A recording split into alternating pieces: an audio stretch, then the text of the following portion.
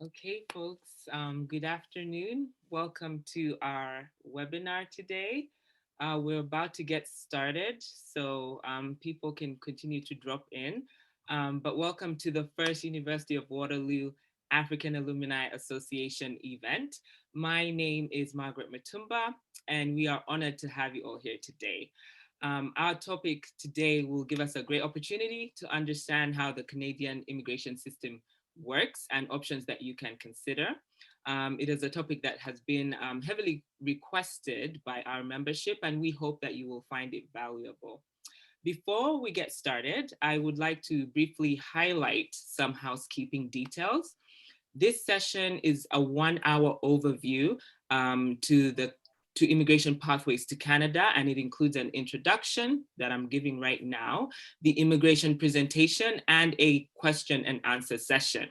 We will be recording this event to allow those who could not be here today to access it later on our YouTube page and social media channels.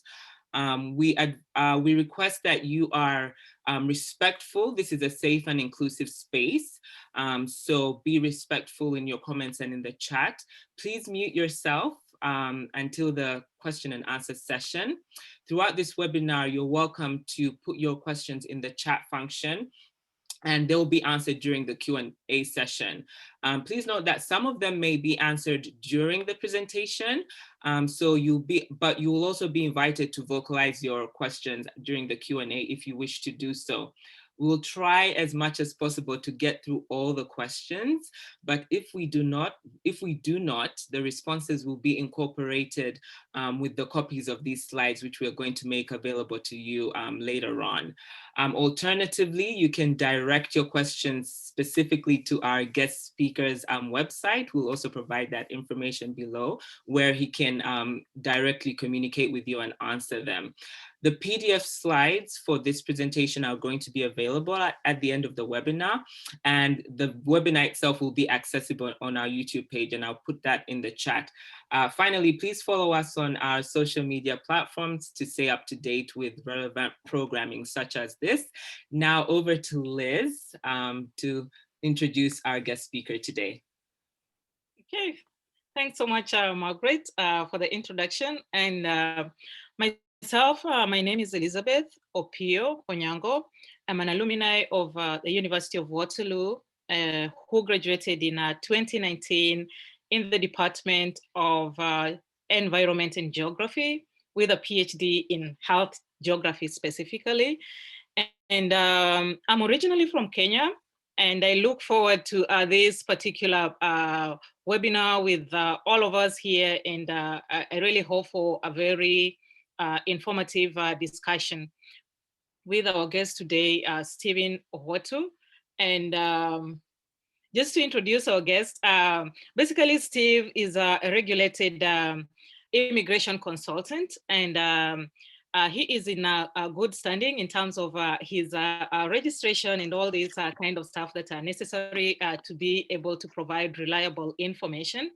And Steve, together with his colleagues, he's a co-founder of DevRae, Canadian Immigration Consulting. And together with his team, Steve has both first-hand or personal kind of experience navigating the Canadian immigration system. And at the same time, he also has this experience that he has gained in his work. And I think with that, I take this opportunity to welcome Steve to our session today. And I don't want to take so much time. It's not my time to talk, but we want to hear from him. So just as a way of introduction, I'll ask Steve to just tell us a little bit about himself and his company. Awesome. Thank you, Elizabeth. And thank you, Margaret. Thank you guys for having me. Thank you everyone for being here as well. It's a good time to get to talk to our fellow African brothers and sisters, and even non-Africans if you're here on Canadian immigration. My name is Steven Uhuotu, as she had said. I'm originally from Nigeria, and my co-founder is Kani Uhuotu. She's originally from Zambia. I'm a Nigerian citizen / Canadian citizen. My wife is a Zambian citizen / permanent resident. And I came to Canada as an international student, as most of you guys might have come as well. I graduated, stayed here, and I worked, got my permanent residency and my citizenship. I studied at University of Waterloo. I took photonics, and I also have a diploma in immigration practitioning. I'm a regulated Canadian immigration consultant, as Elizabeth has mentioned. The way it works is we're regulated by ICCRC, which is Immigration Consultants of Canada Regulatory Council, and this is set by the Immigration Minister. And I will talk more about that when I go through my presentation. If you have questions, please feel free to throw them in the comment section, as Margaret had mentioned. And I'm pretty sure if you just have some patience to let me go through my slides, some of the questions might be answered, and if not, we'll get to them at the very end. Okay. I think with that, we can go straight to the presentation. Thank you so much, Steve, for the introduction. Yeah, take over. Okay. Awesome. I'll share my screen here.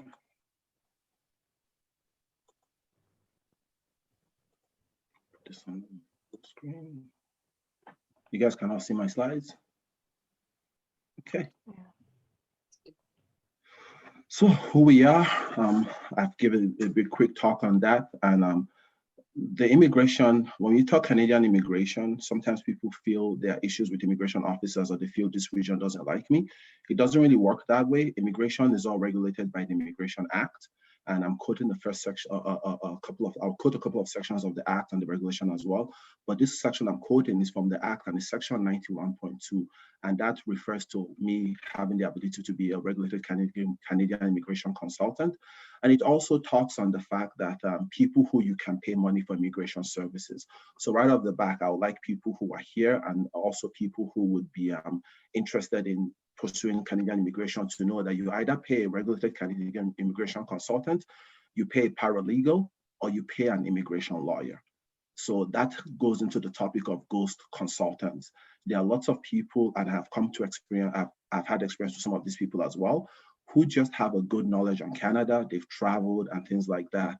And what they do is they go back and they set up shop and they start charging people for money, saying, I can help you get to Canada and things like that. And while they may be knowledgeable, this is illegal. In fact, there was a case in BC, you can Google this, I think it was 2 years ago, there was someone who was caught. He had made, and this is not an exaggeration, close to $10 million being a ghost consultant. And when he got caught, the way he got caught was he was an Asian individual, and he was working with a lot of Asians who were coming in and out of the country, and he was falsifying their stay in Canada based on permanent residency, and he got caught. And the way they got caught is they were seeing 50 people going to one address, and they investigated. He had to, I'm not sure what his jail term was, but he got a fine for $1 million. So it's a really big issue. And Canada on their part, I believe this year, have committed about $7 million to chase down ghost consultants globally. They do need help of local authorities to enact this, but it's something worth noting. Why do we do it? We do it because, first of all, I personally have experienced it, and I needed a consultant to come to Canada when I came here for my undergrad. My co-founder also needed a consultant, and I enjoy giving people passionate advice because I've been there before. I know the experience, and we also like helping foreign nationals live out their immigration goals. You know, some people have dreams of moving to Canada with their family, having their family here, as I did. So we like to help people achieve that, and we also help Canadians to unite with their families. A lot of Canadians marry out of the country, and we like to help get their families here as well. How do we do this? We do this by creating awareness on immigration policies. It's always changing. In fact, I was talking on a policy this week that has already changed that I did some research on Tuesday, and yesterday I found that it had changed. So we create awareness on immigration policies, and we also provide consultation on immigration-related affairs. We also provide consultation on all Canadian immigration-related affairs. And we provide we do this through initial consultation. We could review your application, or we could provide a full representation. If you want to book our services, the link is right there, and it will be shared on the slides afterwards. We do not, I don't touch refugee cases, and the reason is because a lot of times there's misconceptions on what a refugee is. And I will look at the refugee case and I will determine at the long run. But a lot of times, and that's why I want to define what a refugee program is. You know, the refugee program, the immigration body is IRCC. It's Immigration, Refugee, and Citizenship Canada. So refugee is right there with Canadian immigration, but it's meant to protect and save lives and offer protection to people who are displaced or people who are persecuted. So I believe a couple of years ago, there was the war in Syria that led to a lot of displacements, and a lot of them came here to Canada as refugees. That's a clear-cut case of refugees. So you can see some of those people could be very, very rich, could have a lot of money, but it's not a financial status, it's displacement. And by persecution, and I'll quote another part of the Immigration Act, the way a refugee is defined in Immigration Act is a person with a well-founded fear of persecution based on their race, based on their religion, based on their nationality, based on their political opinion, or being a member of a particular social group, and as well as those at risk of torture, cruel or unusual treatment or punishment.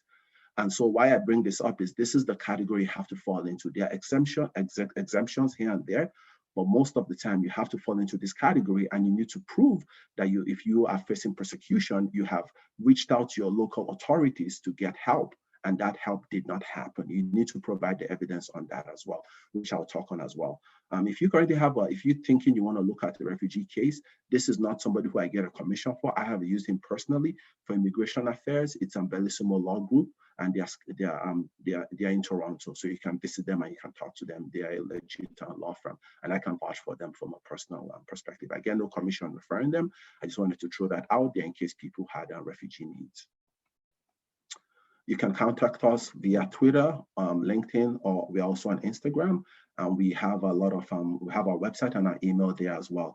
If you follow us on social media, we'll have a lot of posts. I've seen people ask questions on how can I come here in Canada. I'm gonna touch that on a high level, but we have some posts we've made on economic class, and we'll keep on posting that as well. So if you follow us on social media, it's a good way to get free information on things that could apply to you.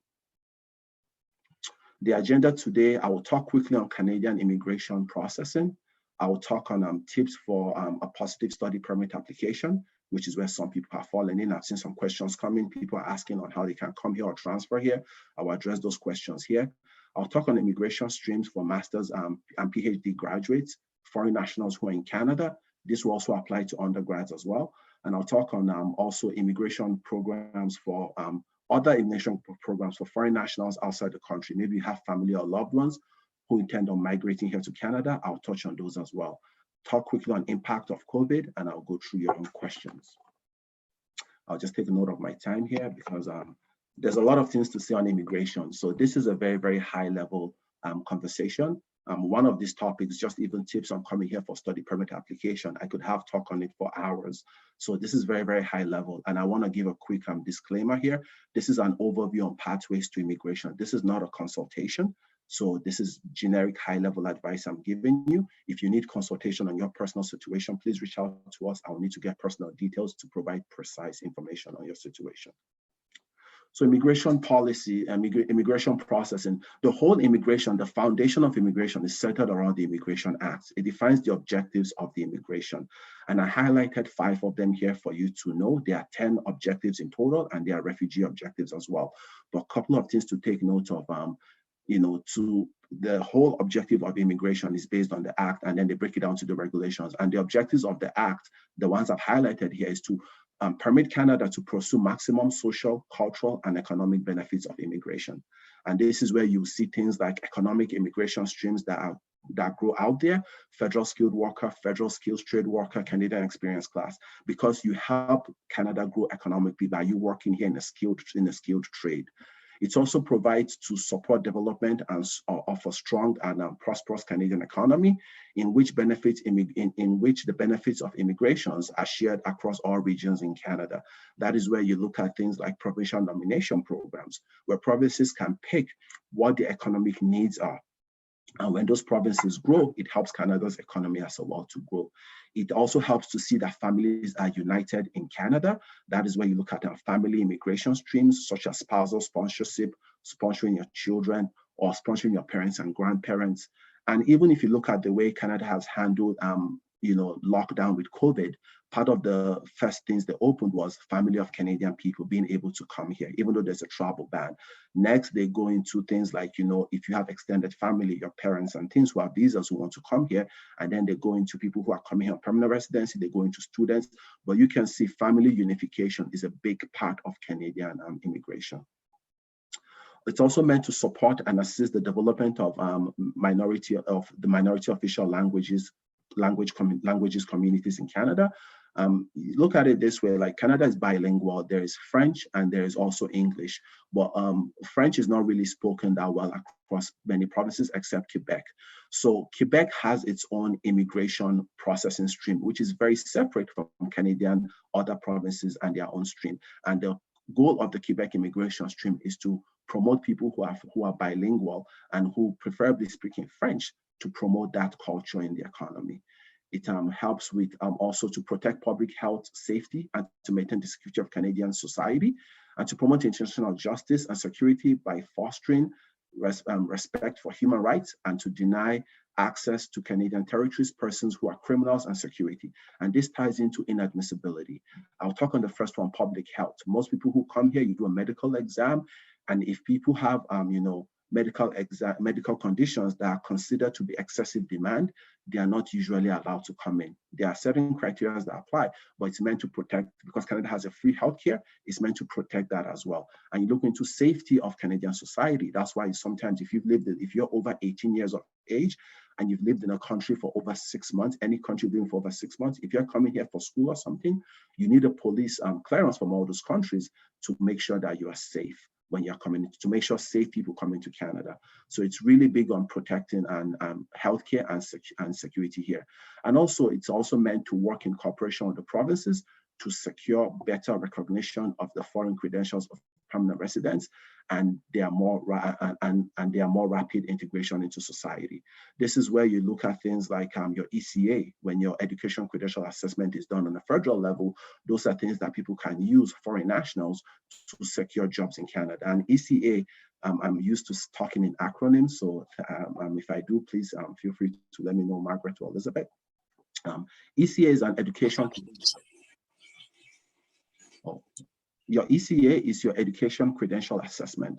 And what that is pretty much, if you studied outside of Canada, doesn't matter even if you studied in the US, and say you studied, I will give an example of myself. I was studying electrical engineering in Nigeria. Had I graduated with that, how sure is Canada that this level of education matches someone who studied electrical engineering in Canada, say University of Waterloo? You want to make sure that so that's what an ECA does, is there are different bodies they've designated that you send them your transcript and they do a quick review and they give you a pass or a fail. And a pass means my electrical engineering degree from Nigeria, had I stayed there and graduated, will be equivalent to somebody who studied electrical engineering here. From my experience, most federal universities, state universities, and even private universities, they get successful ECA for their graduates. So just to highlight that there. Canadian immigration processing continues. So I talked about the Act. The Act is mainly the objective. These objectives are broken down by the regulations. So, the Act says we want to foster, safety in Canada. The regulation is going to say, well, how do we make that safety happen? Let's take a medical exam and look if they have any pending medical conditions. So you can think of the Act as the foundation of the immigration and the regulations as the building on top of that foundation that helps to declare the objectives of what they want to do. The Immigration Act and Regulations is a very bulky material, covers everything, even refugee and a lot of situations. So that is broken down into operation manuals and bulletin. And this is what's used by immigration officer and by Canada Border Service agents when they are looking at your application or when they are letting you come into the country. I mentioned those two people because an immigration officer would determine if you get a visa. When you get into a port of entry, be it by landing at an airport or coming in by road or whichever way, you are always interviewed by a Canada Border Service agent, and they are verifying that you meet the objective of the Immigration Act. So say you're coming here for school and you've done a medical, and while they're coming in, they observe that, maybe you have a condition that they could consider excessive demand. So when you come there and they're asking you, what are you coming here to do and things like that, sometimes people get irritated. I recommend you answer that as honest as you can and be ethical, because you're actually under an examination at that point in time. And the Canada Border Service agent can decide not to let you into the country. I want to reiterate that again. You could have a visa, and at port of entry, a Canadian Border Service agent can choose not to let you in the country based on his evaluation of you. The operation manuals and bulletin are available online, and I believe this will be shared, as Margaret has mentioned. I really recommend that you look into this because If you're applying for a student visa or for permanent residency, that pretty much outlines what the immigration officer is going to be looking for in your application. So I really recommend you take your time and look into that if you're ever applying for anything to come to Canada. Every decision when you make a Canadian immigration application is based on a balance of probabilities. So I'll give an example to kind of explain what this means. Say you have two applicants trying to come here to Canada. One of them has, has had a criminal record, and the other one has never had a criminal record before. Based on the balance of probabilities you see, I'm likely to let the person who has never had a criminal record come into the country because they might likely not create a crime. The one who has a criminal record could likely create a crime. So that's just the scope of how it works. That's just one example. Balance of probability is, say you have studied a program in undergrad and come here to do your master's or your PhD. What is the likelihood that that program connects to your master's, makes sense, and is likely that you will finish that program? So these are things you need to consider when you're making an application, that they're looking at it based on a balance of probabilities. And one very important thing to highlight is the burden of proof is always on the applicant. I'll repeat, the burden of proof is always on the applicant. And I'll explain this more as I go through other slides. So tips for a study, for a positive study permit application. These are just high-level comments, and I'll tie some of the things I've said here as well. Ensure that you're admitted into a designated learning institute. Most universities are, but these are schools that have been recognized by Canadian immigration as designated learning institutions that can deliver with regards to what you want to come here and study. Ensure you have valid travel documentation, which is usually your passport. Your passport has to be valid for over 6 months. And in fact, I would recommend your passport is valid for as long as you want to stay here in Canada. So let me give an example again, back to myself. I'm coming here to study photonics at University of Waterloo. It's a 4-year program. My passport is valid for only 2 years. That's fine. They'll give me a study permit on that passport, but they're not gonna give me a study permit past the expiration of my passport. So what does that mean? That means 2 years into my program, I'm going to have to renew my passport while here in Canada, and I'll also need to renew my study permit. So I usually recommend to clients to make sure you have your travel documents valid throughout the length of your stay here if possible. So that way it's easier. Like if I had to renew my Nigerian passport here, I need to travel to Ottawa. That's where the consulate is. I need to probably take a couple of days off work so I can meet them during business hours, maybe spend a night there so they process it. Whereas when I'm in Nigeria, the place where I got my passport is a 10-minute walk from my home, literally a 10-minute walk. So it's better before you leave your home country to make sure your travel documentation is valid beyond your state. Also, it saves you money of having to pay for another study permit application fee. Do you need a GCM, a global case management record request for prior denials? I say this because a lot of times people have had denials, be it for your study permit, your visitor's visa, and you reapply. It's always good to reapply, but it's very important you tackle every reason on your denial. And if you've applied before and you denied, you know what I mean when I say the regulation and the act, because on the denial, the immigration officer will state what part of the regulation he's denying you based on.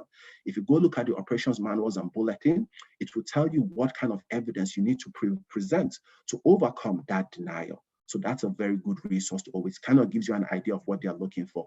It's not an exhaustive list. You can always add more to the items there, but it's a good place to start. So the global case management is where every immigration record is kept. So if you've been denied before, while your denial reasons in your letter are there, and I've seen this personally working with a lot of clients, there are usually reasons in your GCM record as to why you were denied that might not be in your denial letter. So I really recommend, if you ever had a denial, apply for your GCM and look into low-level details, the immigration officer's note for your denial. So before you reapply, you could tackle those issues. Ensure having a valid reason for your program of study. You always have to remember immigration is meant to take you back to your home country. So make sure you have a very good reason as to why you want to study your program, because immigration is broken into two big schemes. There's permanent residency, which I'm talking on high level, but there's also temporary programs. Temporary programs are defined by programs that have an expiration on your travel documentation. So your study permit, your work permit, your visitor's visa, if you look at the document they give, it all has an expiration date on it. So those are all temporary programs. So if you're coming here to study, coming here to visit, make sure you have a well thought out reason. In fact, one of the words given in the operation manuals and bulletin is frivolous.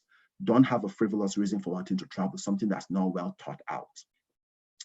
Another thing, if you're coming here for school, is have no lapse in your history from when you graduate from secondary school, high school, or from when you graduate. We call it secondary school in Nigeria. But from when you graduate from then, say I graduated when I was 18 or 16. What was I doing from then till I'm 21 now, trying to come here for undergrad, or maybe I'm 19 coming here for undergrad? What did I do within those 3 years? It's very good to have no lapse in your history. And it could be something as I was volunteering here, maybe somebody was sick in your family you were looking after, but it's good to show that you are doing something positive after graduation, because again, based on a balance of probabilities, it is likely that someone who had been active doing something good is likely to come here to Canada and continue. Whereas if I see that you are just sitting at home doing nothing, I'm thinking, the immigration office thinking, if I let this person come to Canada, what are the chances that they might not just, study the program and repeat the same habit? Ensure you understand how to show your financial eligibility. This is a big one I see people get denied for. Most times when you're studying for a program, I'll throw some numbers just as an example. Say you're coming for a master's program and you don't have a scholarship, and your master's costs, say, $25,000 a year. That's more what you need for tuition. Upkeep fees as set by immigration is around 10,000 Canadian dollars a year. So you need $35,000 to come and study this master's program. You present a bank statement for the last 6 months. The goal with this bank statement is they are not looking to see you have, say your program is for 2 years, that means you need to have 70,000. That's not what they're looking for. They're looking at the account for the last 6 months to see how has money been flowing in and out of this account. So let's say the first 5.5 months, I had $2,000 in the account.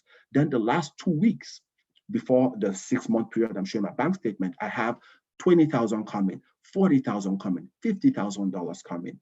This doesn't show a good balance of account. So yes, the end result might be that this account is good money-wise, but always remember, based on a balance of probabilities, this is not a good account. And also explain where the money comes from. You need to explain how you got the money. So if you're being sponsored by your parents or family member, you need to show their financial ability to sponsor you. You need to show how much they are making every year. So again, going back to $35,000 a year, maybe I'm being sponsored by my dad. I will show, okay, my dad has a job. He's making, say, 120,000 Canadian dollars a year. And, his house is paid off. All the kids are in school and there's no one else there. So that is why he has the ability to sponsor me based on that. Ensure you have a solid proof of ties when you're applying for a student visa. Proof of ties are reasons to show you're going to go back. So temporary programs, you will not be given your application will not be successful if you do not show your potential to go back to your home country. What are things you can show as potential to your home country? Your family, your immediate family, if you're under 21 years of age, or if you're married and have kids, that's a good reason. Assets, it could be a landed property, it could be something in your name, those are good.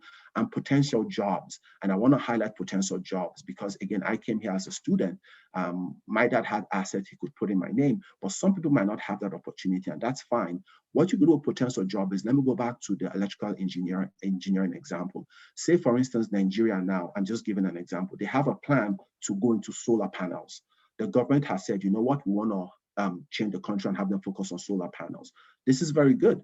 So I'm going to look and say, okay, Nigeria has a plan to go into solar panels. I'm going to look at companies who are awarded those contracts. Go and talk to those companies. In fact, even if you can intern there for a week, just make yourself valuable and get a letter from that person saying, hey, I have met Steven. He's a great guy. I think he's going to Canada. He says he's going to Canada to go and study electrical engineering. And if he graduates out and graduates well, all factors equal, I'll be happy to give him a job. That is a solid proof of tie.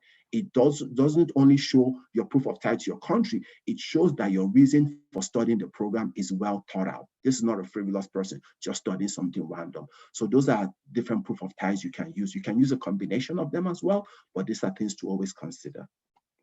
I have about 5 minutes left, so I'm going to go through them a little bit quicker. I will ask questions. Immigration streams for people who have done master's or PhD programs here in Canada. There's Ontario Immigration Provincial Program for PhD graduates. You have to have graduated and have a job at least for a year, and the eligibility criteria around it. Entrepreneurship stream are for people who have graduated and maybe they have an idea on entrepreneurship they want to do in their home country, or they are here again as well in Canada. There's usually a network tied to the entrepreneurship stream for the Ontario Immigration Nominee Program, depending on where you want to plant your business. If it's somewhere around Toronto, I believe the net value, your net worth has to be around $600,000.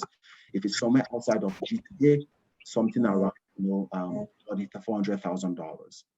And then the masters, there's a graduate stream for people. There's a stream for people who have graduated the master's program. That is currently not open. They've closed it because, again, they have quotas they want to meet. But if you have your master's and you say, well, what else can I do if I don't fit into the OIMP program? Look into the Federal Skilled Worker Program. The goal of the Federal Skilled Worker Program and all economic classes is that you have the potential to be economically successful in Canada. And so having a degree, a post-secondary degree, helps you there. Your ability to speak English, you need to do a language test to let them know. And there's sometimes you could get exemptions from those depending on the program you study. And also Canadian experience class. If you have worked in Canada for at least a year and you have a degree from here in Canada, you qualify for that. That's actually the stream I used to get my permanent residency. It was Canadian experience class. And there are other provinces. I want to quickly talk on provincial nomination. Canada is a constitutional monarchy, so every province governs itself. So Ontario can say, you know what, we need more PhD people. So they'll open an immigration stream for PhD. New Brunswick can say, you know what, we need more truck drivers. Yes, truck drivers. And they say because of free trade happening within Canada and USA, you have at least 1,000 to 1,500 trucks traveling every day, transporting goods and services. So New Brunswick can say, you know what, we need more truck drivers. And they'll open an immigration stream based on just that alone. One thing to note with provincial nomination is you have to live in the province because they nominated you to benefit that province, not to go to a different province. So always think about that. And I usually recommend people do federal programs. If it doesn't work, then you pick provincial programs because things could change in your life drastically. You could get married to somebody who's in a different province and you have to move. So federal programs are good because you can move from province to province, whereas provincial nomination programs kind of ties you down to a province. But if that's the option that works for you and you're confident in that province, then go ahead with it as well. And then temporary status for family members during your study. If you are married or you have kids, they can always apply for visitor's visa, even work visa after you get your study permit granted. And there's free education in terms of the high school and grade 1 to all the way to grade 12 for your kids. Once you have a valid study permit, your kids don't need a study permit. They can go to those schools for free. If they graduate and have to go into university level, you will need to pay for those as well. Other permanent residency programs, economic programs, I've mentioned federal skilled worker, Canadian experience class. There's federal skills trade worker. And that is people who are in the trade fields, sort of your electrician, your carpenter, people who are in trade skills who work with their hands. They are all defined. Every job in Canada is defined by NOC, your National Occupation Classification. So you want to know your right NOC to make sure when you look at the jobs, because for instance, federal skills trade worker, if you go look at it, they give it by a NOC number, but not by the job name. And the NOC number defines the responsibilities of the job. Because in Canada, they could call me, they could call me a sales engineer. In Nigeria, that same job could be called a solutions engineer. So we don't really care about the title of the job. The title is good, but we care about the responsibilities of the role and making sure it matches with that right NOC. There are pilot programs which are currently open. Pilot programs are short-term programs run by the government, and it's meant to quickly address economic needs of a province or at the federal level. Some of the pilot programs that were open this year is home care giver. Because of Canada's aging population, they need a lot of home care providers. That program has been closed now. There are also programs around family unification, business programs, investors, startup. I'll mention startup one because I had mentioned early entrepreneurship. With startup, you don't need the money. If you have a great idea that will qualify and help Canada's economy grow, there are eligibility criteria to go over, but the startup program doesn't actually require you to have the money. There are venture capitalists who they will connect you with, who if they see your project as worthwhile, they will invest in it and you can get permanent residency through that route. Self-employed person at the federal and provincial level, self-employed person is defined by people who are self-employed. And the self-employed is defined in two ways. They add to cultural activities in Canada, or they enhance cultural activities. So you could be self-employed by, maybe you have a business where you're a retailer. That is good, but that is not how Canadian immigration describes self-employed. Self-employed in terms of cultural activities are people who are like athletes. So basketball players who play, if you're a soccer player playing in the MLB or things like that, or cultural activities. Maybe you are somebody who you're skilled in making a Nigerian attire, and you have a business around this, you run this successfully, and you want to come here in Canada. Remember, promote Canada's ethnicity and diversity is part of the immigration objective. So such people qualify under self-employed persons. You need to show financial stability of your business as well, something to consider. I talked on provincial nomination, Quebec immigration. I've also talked on refugee as well earlier on, and these are all high-level talks. Quickly talk on the impact of COVID. Processing time obviously has been lengthened because of lockdown. People aren't there as much as they want to, but with the processing time being lengthened, they've also given extensions. So people who have things like that biometrics that has to be done, they give you an extension. Canada has promoted a lot of distance learning when COVID started. So everyone who applied for a study permit could do distance learning. And then while a decision is made on your study permit, then you go from there. So distance learning is learning from your home online. Visa application centers, which is where people who pay per applications work, that has been closed. A lot of them, some of them are gradually reopening, but they are reopening with very limited service as COVID policies continue, social distancing. So number of people in the offices are limited, so those will move at a slow pace. And the one I really want to talk on is confirmation of permanent residency. So these are people who are out of the country, they've applied for express entry, they've got an ITA, they've submitted their application, and they've got a confirmation for permanent residency. Next thing they have to do is they have to travel. Unfortunately, Canada, this has been backlogged. As of Tuesday, they were thinking of what to do. And then as of Thursday right now, they are giving written authorization. Because the thing is, when you get a confirmation of permanent residency, some people get it before COVID and they say, okay, that means I'm going to Canada. Some people have taken a lot of decisions. They've quit their jobs, they've sold their property, thinking they're gonna move. And now with COVID, they're just waiting. So that's a very unique situation. Canada always does things to continually address these things. And I personally believe in Canadian immigration. I don't think it's perfect, as nothing in life is, but I believe they are very reasonable and they always make adjustment based on needs of people. Some questions people have asked here. Let me see, how am I doing with time? I think I'm over by 5 minutes. So I'll jump to the questions you guys might have, and I'll take you from there.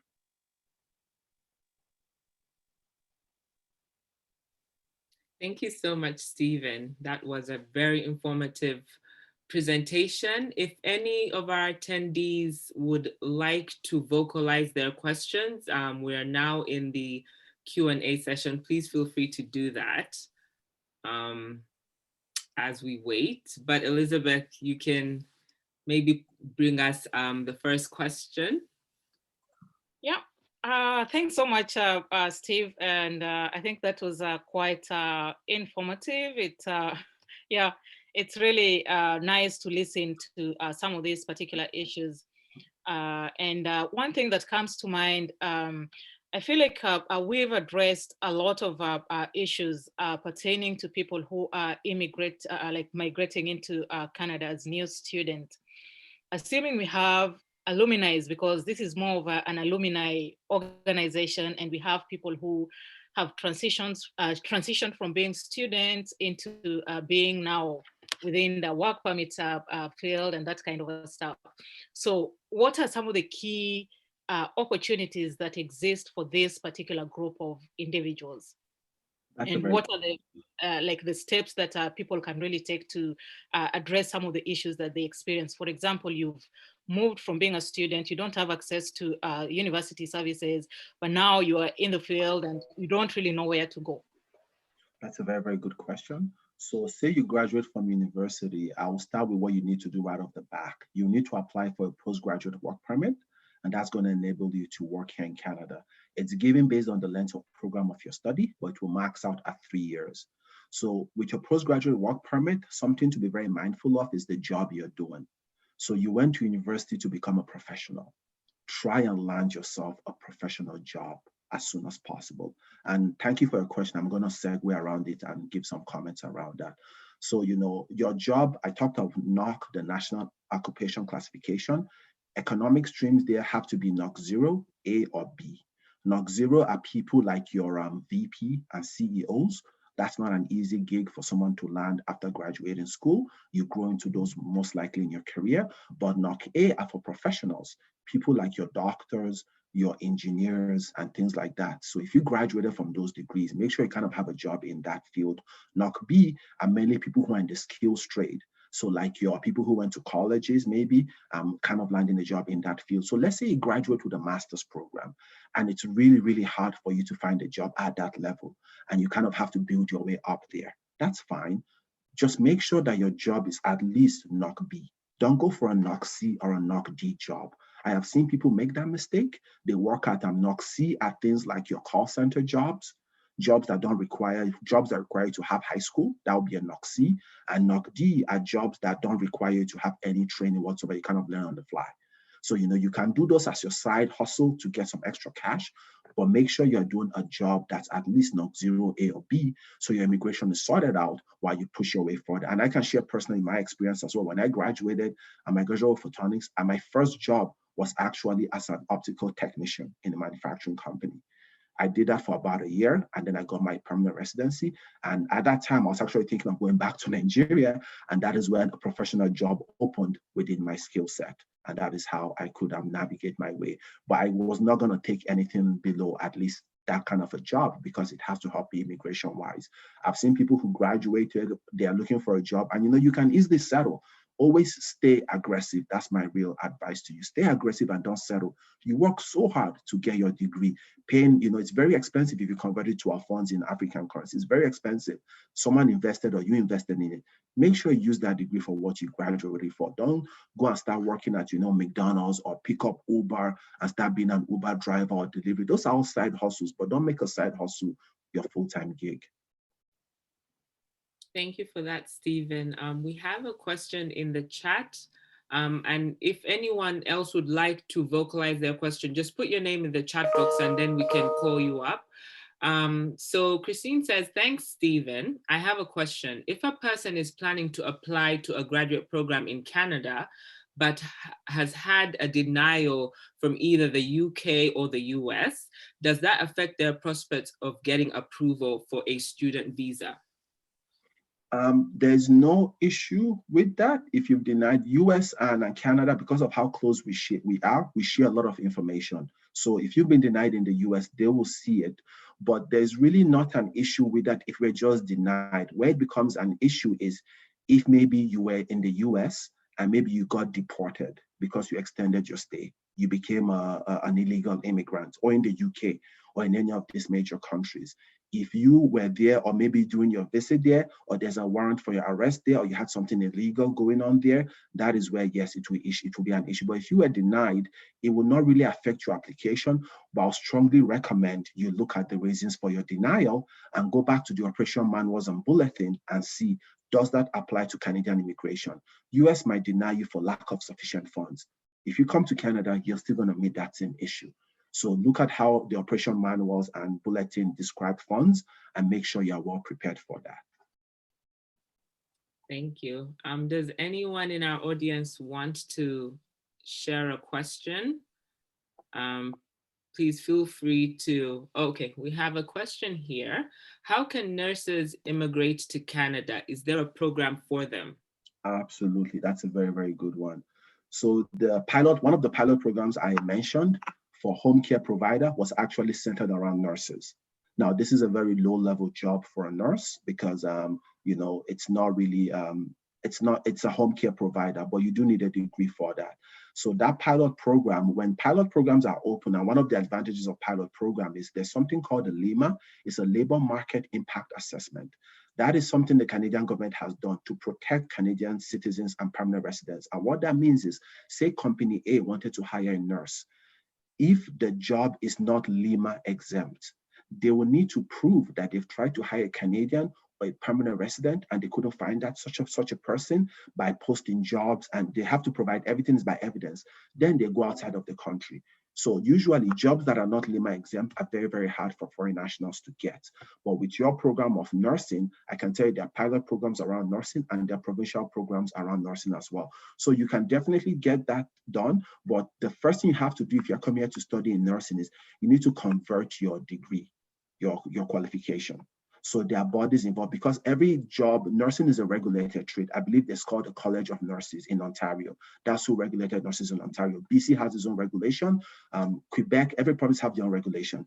And all these provinces, because of how rich Canada is with immigration, they actually, if you go to their website, they have programs in there to help you convert your nurse, just like the ECA, the Education Credential for an undergrad. You do something similar for your nursing degree. So you apply to them, you submit your qualifications. It's usually a process. They look at it. If it all checks out, you come in here and you do an exam. And that is a good reason to apply for a temporary resident visa, to come here and do that exam. You come in here, you do the exam, you pass, and getting a job will be much easier.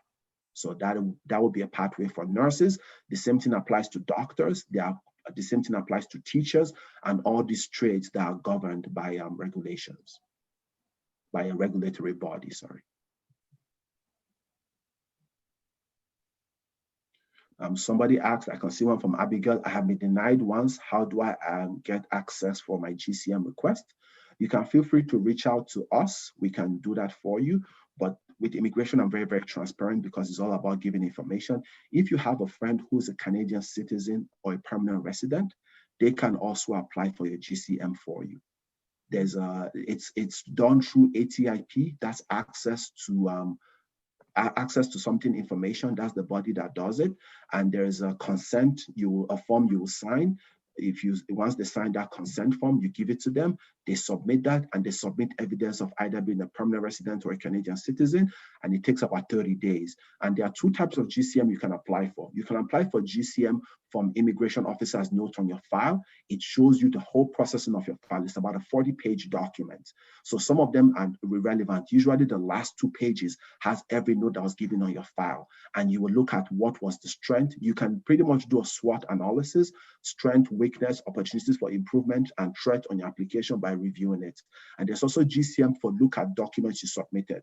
And most of the time, it's usually good to keep records of everything you do. So you could have applied and maybe you submitted your bank statement, but you didn't submit a job explaining any evidence around how the money got into the bank, and they'll flag you for it. So the GCM is going to explain that to you in low-level details, and it's always a good place to start before reapplying. DevRae, yes, we do help people with their GCM request as well. I saw, is DevRae able to help? Sorry.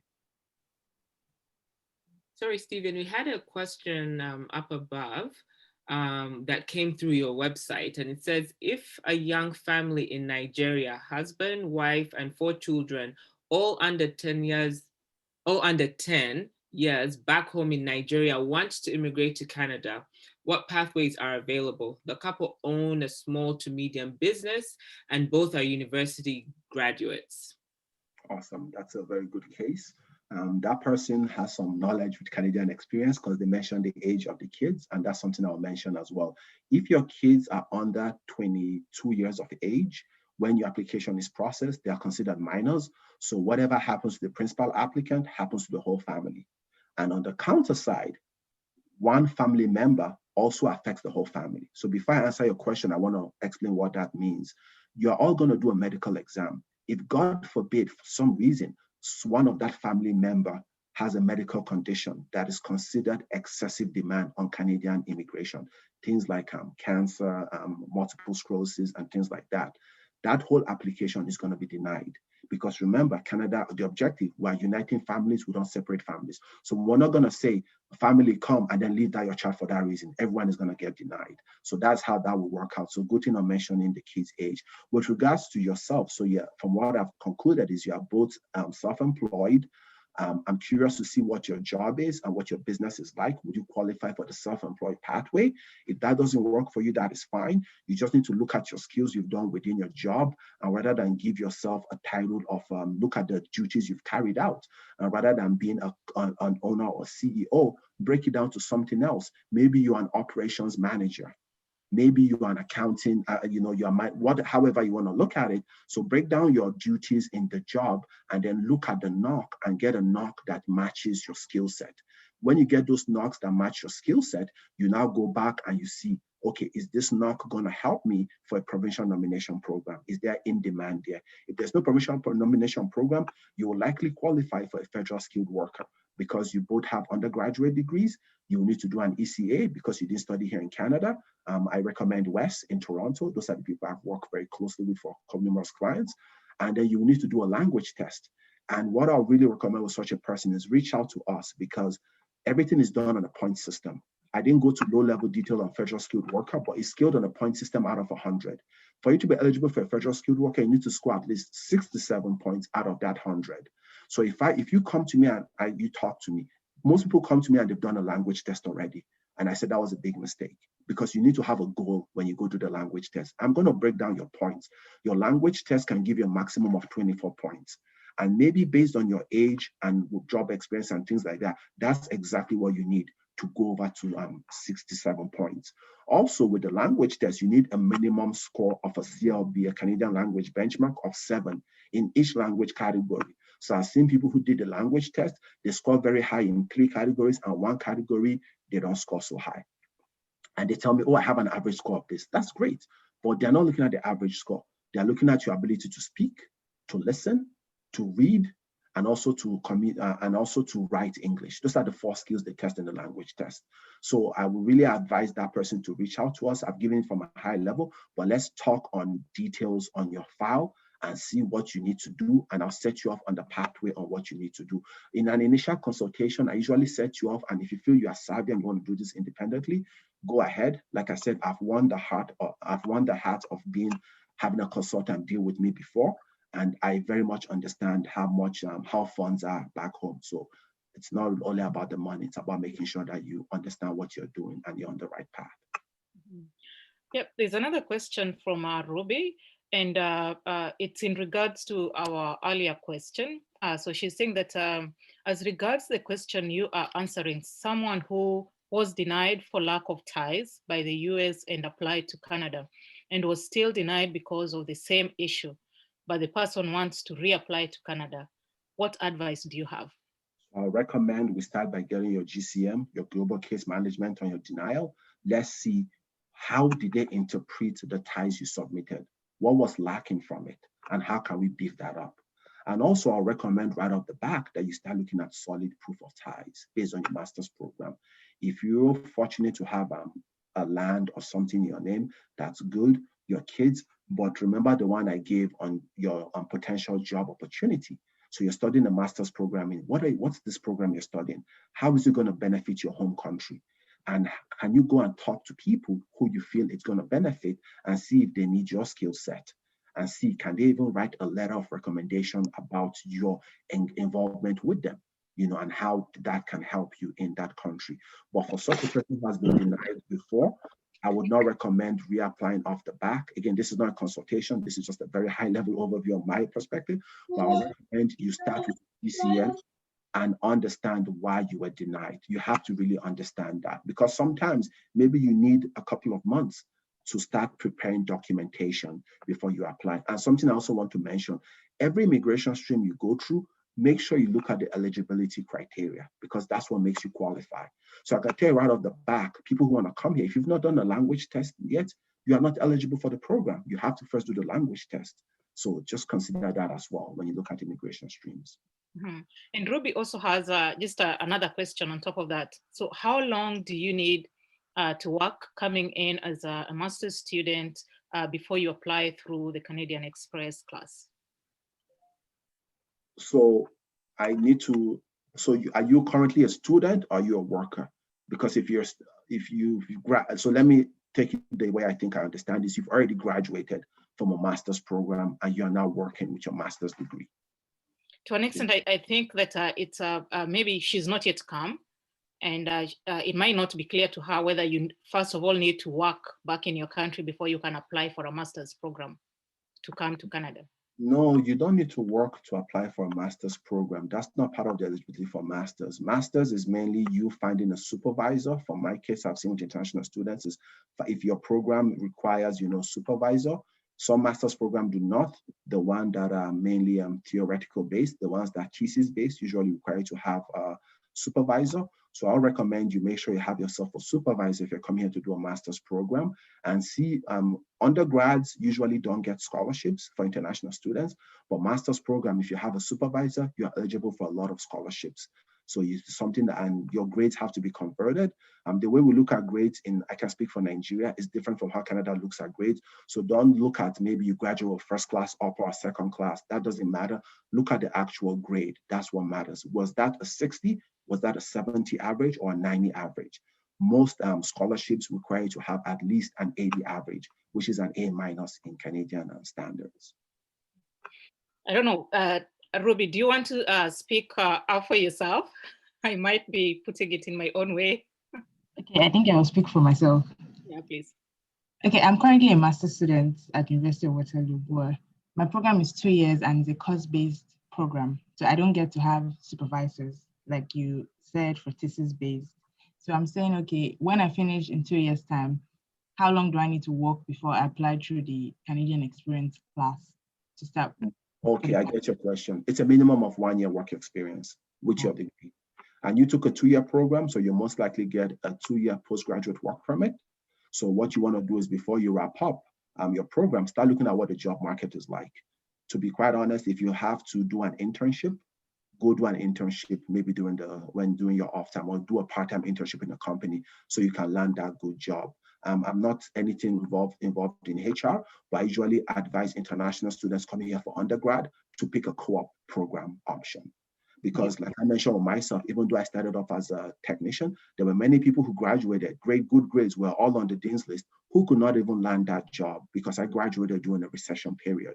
And they'll usually offer, but I had co-op experience. So they saw I had worked in Canadian system, it was on my resume, and they had references to back it up versus me giving them references all the way in Nigeria to call. So I really, really recommend that right now you look for internships you can do, work with your professors, get yourself a good reference list, and try and get yourself a job after graduating. And after a year, you can apply for Canadian experience class. Be careful, because if you like Ontario, there might also be, this is just me saying, early next year or when you graduate, they're also gonna open up the OINP program for master's graduate. So that could also be an option for you when you graduate with your master's as well. You could do a federal or provincial nominee program.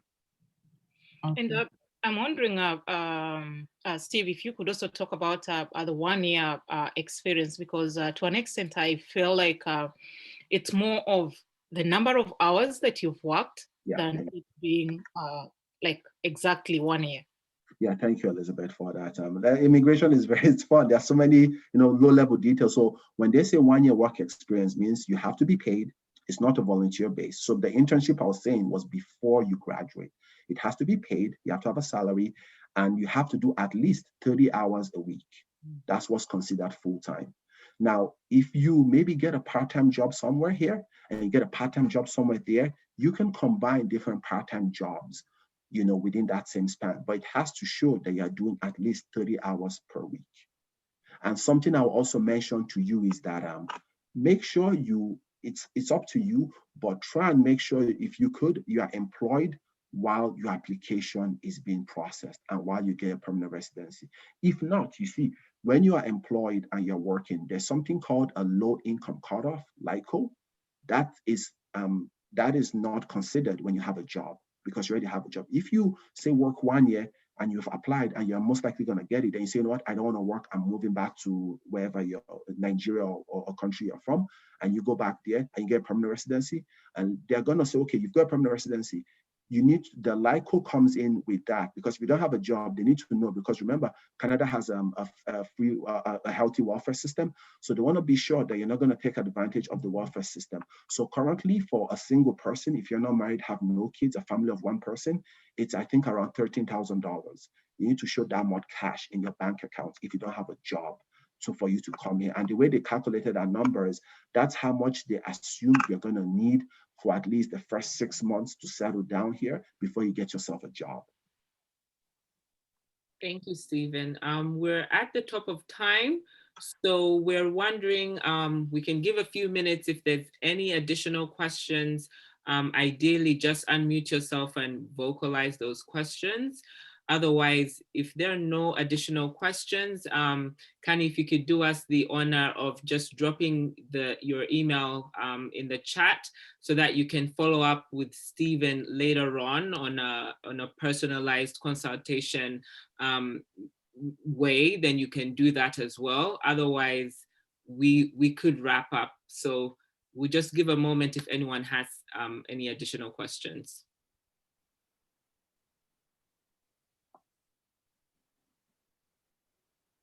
No? Okay, it looks like Steven, you've done an incredible job.